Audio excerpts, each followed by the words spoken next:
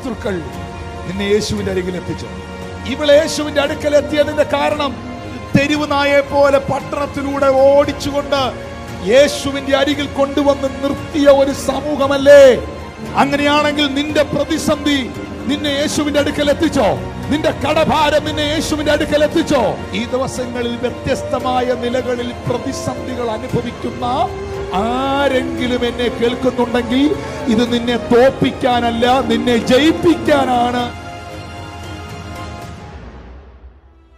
ഉടനെ ശാസ്ത്രിമാരും പരീശന്മാരും വന്നിട്ട് പറഞ്ഞു, ഇവളെ വ്യഭിചാര കർമ്മത്തിൽ തന്നെ പിടിച്ചിരിക്കുന്നു. കല്ലെറിയണമെന്ന് മോശ ന്യായപ്രമാണത്തിൽ ഞങ്ങളോട് പറഞ്ഞിരിക്കുന്നതാണ്. ഇവളെ കുറിച്ച് എന്ത് പറയുന്നു? ഇവരുടെ കയ്യിലിരിക്കുന്ന തോറയിൽ എഴുതിയിട്ടുണ്ട്, വ്യഭിചാരം ചെയ്തവനെ എറിഞ്ഞു കൊല്ലണമെന്ന്. യേശു എറിഞ്ഞു കൊന്നോളാൻ പറഞ്ഞാൽ പാപിയെ രക്ഷിക്കാൻ വന്നവനല്ലാതാവും. കാരണം ഇവളാരാ? പാപിയാ. യേശു എറിഞ്ഞ് കൊല്ലരുതെന്ന് പറഞ്ഞാൽ മോശയുടെ ന്യായപ്രമാണം തെറ്റിച്ച ദുരുപദേശകനാകും. ഇവർ ഭയങ്കര പ്ലാനിങ്ങോടാണ് വന്നിരിക്കുന്നത്. കാരണം ഒരു മനുഷ്യനോട് ഒരു ചോദ്യം ചോദിച്ചാൽ ഒന്നെങ്കിൽ യെസ് അല്ലെങ്കിൽ നോ. യേശു പറഞ്ഞു, നിങ്ങളിൽ പാപം ചെയ്യാത്തവൻ ഇവളെ. ഇവരിങ്ങനൊരു ഉത്തരം ജീവിതത്തിൽ പ്രതീക്ഷിച്ചില്ല. ഇനി ഇവിടെ ഇരുന്നുകൊണ്ട് ഞാനൊരു സത്യം പറയാം. നീ എത്ര വർഷങ്ങൾ എടുത്ത് പ്ലാൻ ചെയ്താണെങ്കിലും നിന്നെ തകർക്കാൻ, നിങ്ങളെ മുടിക്കാൻ പിശാച് മാസങ്ങളും വർഷങ്ങളും എടുത്ത് കമ്മിറ്റി കൂടി പ്ലാൻ ചെയ്യുന്ന സാധനമാണെങ്കിലും കർത്താവ് അതൊരൊറ്റ സെക്കൻഡ് കൊണ്ട് പൊളിച്ച് ദൂരം. എന്നിട്ട് യേശു അവരുടെ മുഖത്തു നിന്ന് കണ്ണെടുത്തിട്ട് തിരിഞ്ഞിരുന്ന് എന്തോ ഇങ്ങനെ നിലത്ത് എഴുതും ആറ്റിറ്റ്യൂഡ്. യേശു ഇത് പറഞ്ഞിട്ട് ഇവരെ തന്നെ നോക്കി നിന്നാൽ, ആദ്യത്തെ കല്ല് ഈ സഹോദരൻ താഴെ ഇട്ടാൽ അവനാണ് ഈ കൂട്ടത്തിലെ ഏറ്റവും വലിയ പാപി. രണ്ടാമത്തെ ആള് കല്ലിടുമ്പോ യേശു നോക്കിക്കൊണ്ട് തന്നെ നിന്നാൽ അവനാണ് അതിനകത്ത് രണ്ടാമത്തെ പാപി. ഇനി നിങ്ങൾ മനസ്സിലാക്കേണ്ട ഒരു കാര്യമുണ്ട്, ശത്രുവിനെ പോലും ഒരു നോട്ടം കൊണ്ട് പോലും ഇൻസൾട്ട് ചെയ്യാത്ത യേശുവിനെ സ്വീകരിച്ചവരല്ലേ നിങ്ങൾ? പിന്നെ എന്തുകൊണ്ടാണ് നിങ്ങളുടെ വാക്കുകൊണ്ടും പ്രവൃത്തി കൊണ്ടും മറ്റുള്ളവരെ ഇൻസൾട്ട് ചെയ്യുന്നത്? എന്റെ യേശു അങ്ങനെയല്ല. നിന്റെ കടക്കാരോട് നീ ക്ഷമിച്ചതുപോലെ നിന്റെ കടങ്ങളും ദോഷങ്ങളും നിന്നോട് ക്ഷമിക്കുന്നവനാണ്. ഞാൻ ചെയ്തതിനെയൊക്കെയും അവൻ പരസ്യപ്പെടുത്തിയിരുന്നെങ്കിൽ എനിക്ക് ലോകത്ത് ജീവിക്കാൻ പോലും കഴിയുകയില്ലായിരുന്നു. എൻ്റെ ലംഘനങ്ങളെ ക്ഷമിച്ച് എൻ്റെ പാപങ്ങളെ എന്നേക്കുമായി മറക്കുകയല്ല, എൻ്റെ പാപങ്ങളെ ആഴക്കടലിന്റെ അടിത്തട്ടിലേക്ക് വലിച്ചെറിഞ്ഞവനാണ് കർത്താവായ യേശു ക്രിസ്തു.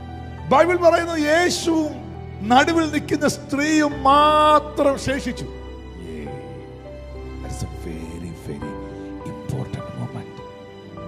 ഈ വ്യക്തി ഇപ്പോൾ തിരിഞ്ഞ് എങ്ങനെല്ലാം വട്ടം കറങ്ങി നോക്കിയാലും അവൾക്ക് കാണാൻ കഴിയുന്നത് യേശുവിനെ മാത്രമാണ്.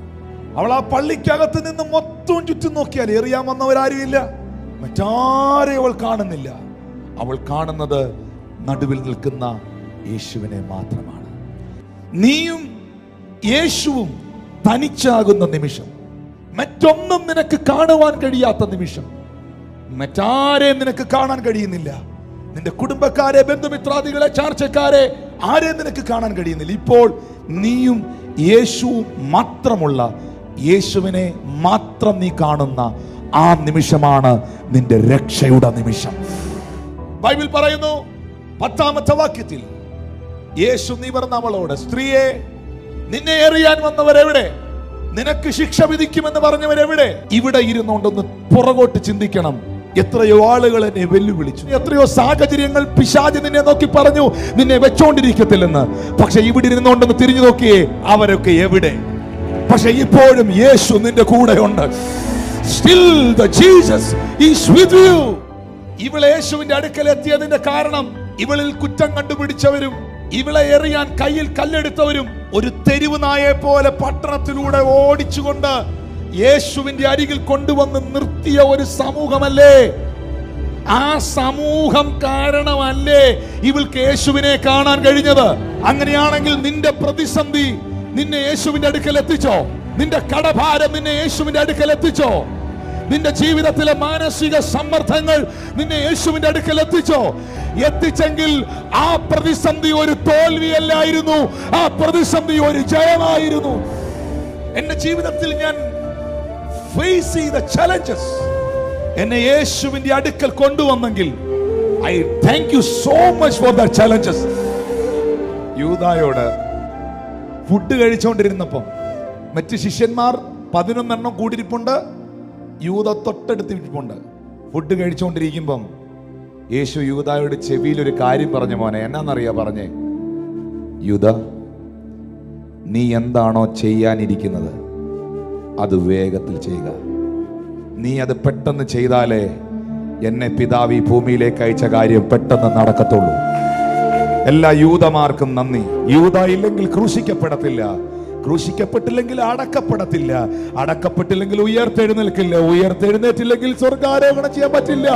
എന്റെ മേളിൽ കിടക്കുന്ന വാഗ്ദത്തങ്ങൾ പെട്ടെന്ന് നടപ്പിലാക്കാൻ ദൈവം അനുവദിക്കുന്ന എല്ലാ യൂദമാർക്കും നന്ദി.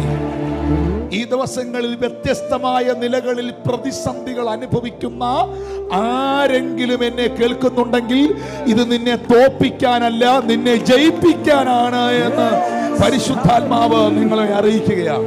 എല്ലാ തോൽവികൾക്കും നാഥാ നന്ദി, നിന്റെ മുഖം കാണുവാൻ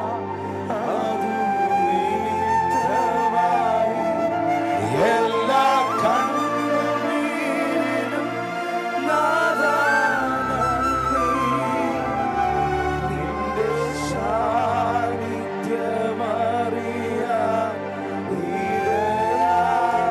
താഴ്വരയിൽ മുള്ളുകളിൽ പനിനീർപ്പൂ പോ, ശോധനയിൽ ചൂളയതിൽ പൊന്നു പോലെ, ഉയർച്ചയിലും താഴ്ചയിലും മരണത്തിലും ജീവനിലും, ഉയർച്ചയിലും താഴ്ചയിലും മരണത്തിലും ജീവനിലും നിൻ സാന്നിധ്യം മതി നാഥാ, നിൻ സാന്നിധ്യം മതി. ബൈബിളിൽ യേശു അവളോട് പറയുകയാണ്, ഞാനും നിനക്ക് ശിക്ഷ വിധിക്കുന്നില്ല. ഞാൻ വന്നത് രക്ഷിക്കാനാണ്, ഞാൻ വന്നത് ശിക്ഷിക്കാനല്ല. Jesus saves your life.